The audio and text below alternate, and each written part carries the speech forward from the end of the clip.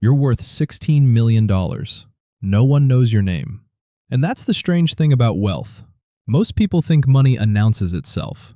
They imagine private jets parked on runways, luxury cars lined up in garages, designer clothes, expensive watches, penthouse apartments, millions of followers, attention, lots of attention. But as you stand quietly beside a large window overlooking the city, none of those things seem important. The city stretches for miles beneath you. Cars move through intersections. Construction cranes rise above unfinished buildings. People hurry toward jobs.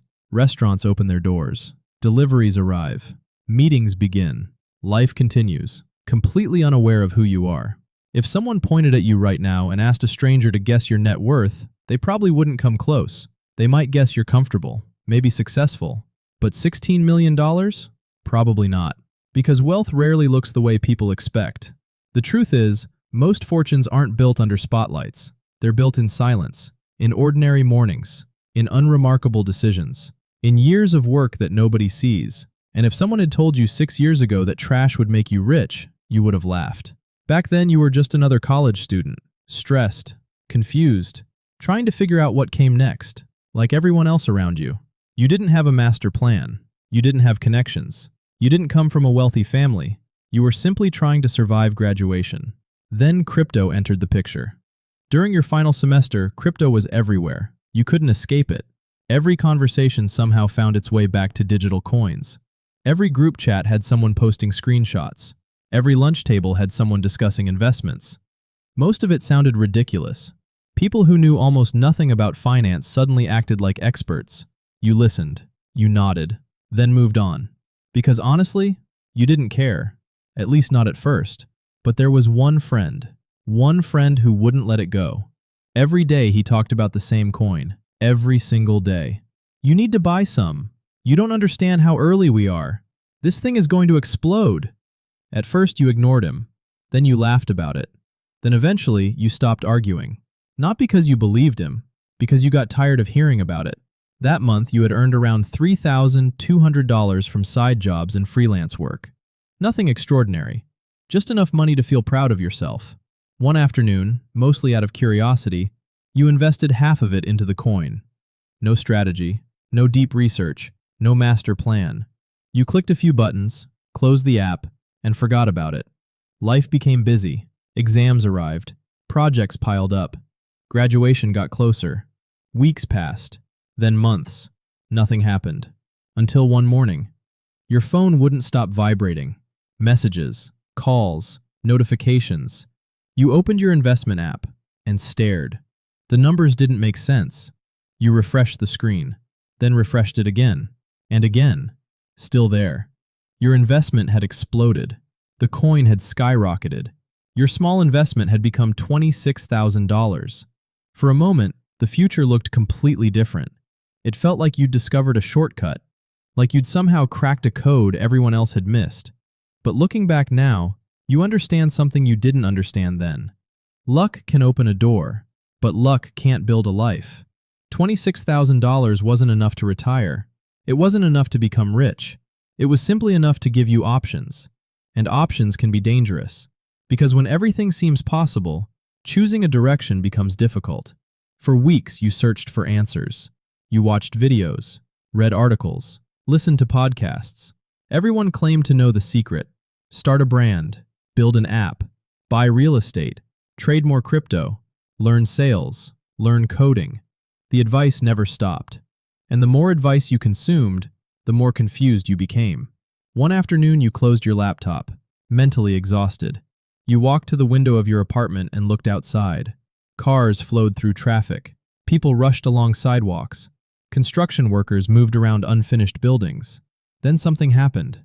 A truck pulled into a nearby construction site. Workers attached a large dumpster. The truck lifted it, secured it, and drove away. That was it. Nothing dramatic, nothing extraordinary, but a strange thought entered your mind. Someone just got paid for that. The thought followed you home, then followed you into the next day, and the next. You started paying attention. Once you noticed one dumpster, you noticed dozens. Construction sites, apartment complexes, warehouses, restaurants, office buildings, everywhere. and every dumpster belonged to somebody. Nobody talked about it. Nobody bragged about it. Nobody made motivational videos about it. Yet the city couldn't function without it. Every construction project created waste. Every renovation created waste. Every demolition created waste. Someone always had to remove it. The more you researched, the more fascinated you became. This wasn't a trend. This wasn't hype. This was infrastructure. Customers didn't rent dumpsters because they wanted to. They rented them because they had to. And businesses built around necessity tend to survive much longer than businesses built around excitement. Eventually, curiosity became conviction. You made a decision. You were going into waste management. The reactions weren't encouraging. Friends thought you were joking. Family thought you were confused. You had just graduated college. People expected something more impressive. Not trash. Not dumpsters. Not waste. But you couldn't stop thinking about it. So you invested a large portion of your $26,000 into your first dumpster. The day it arrived felt incredible. You walked around it, inspected it, photographed it, imagined what the future could become. You were convinced momentum would follow. It didn't. Days passed. Nothing. Weeks passed. Almost nothing. A few inquiries, a couple of calls, but nowhere near what you expected. 3 months after buying your first dumpster, the excitement was gone. The dumpster sat there more often than it moved. You checked your phone constantly. Every missed call made your heart jump. Every email notification gave you hope. Most of the time it was nothing. Then one afternoon your phone rang. A contractor. Small renovation project. They needed a dumpster for a week. Nothing life-changing. Nothing extraordinary. Yet after hanging up, you sat there smiling. Because somebody had chosen your company. The amount wasn't impressive. The feeling was. For the first time, the business felt real. Not an idea, not a dream. Real. That first customer gave you something far more valuable than money. Proof. Proof that somebody believed in what you were building. And sometimes that's enough to keep you going. One customer became 2, then 3, then 5. Slowly, momentum began to appear. But growth wasn't smooth. Year 2 became harder than year 1. Fuel prices increased. Repairs appeared. Equipment needed maintenance. Unexpected expenses seemed to arrive every month. One evening you sat alone reviewing numbers. The office was silent. For hours you stared at spreadsheets, trying to make everything look better than it was. But numbers don't care about optimism. The truth was simple. You were exhausted. For the first time, quitting seemed reasonable. You imagined taking a normal job, a stable paycheck, predictable hours, no uncertainty, no risk. The idea felt comforting. For a few minutes, you seriously considered it. Then you thought about all the mornings you'd already sacrificed, all the weekends you'd already worked, all the effort you'd already invested. You weren't guaranteed success, but you knew one thing. If you quit now, you'd spend the rest of your life wondering what would have happened if you hadn't. So you stayed. The next challenge wasn't the business. It was the judgment. Old classmates started building careers. Accountants, engineers, managers, corporate professionals. Then they'd ask, "So what do you do now?" You always hesitated. "I rent dumpsters." The silence that followed said everything. Some looked confused. Others looked disappointed. A few tried not to laugh. "You spent years earning a degree for this?" At least that's what their faces seemed to say. Even family had doubts. One evening during dinner, someone asked, "When are you going to get a real job?" Nobody meant harm. They genuinely cared. They genuinely worried. But the question stayed with you. Because for a moment you saw yourself through their eyes. A college graduate working with trash, driving around construction sites, building something nobody understood. That night you made a decision. You stopped seeking approval. You stopped trying to explain yourself.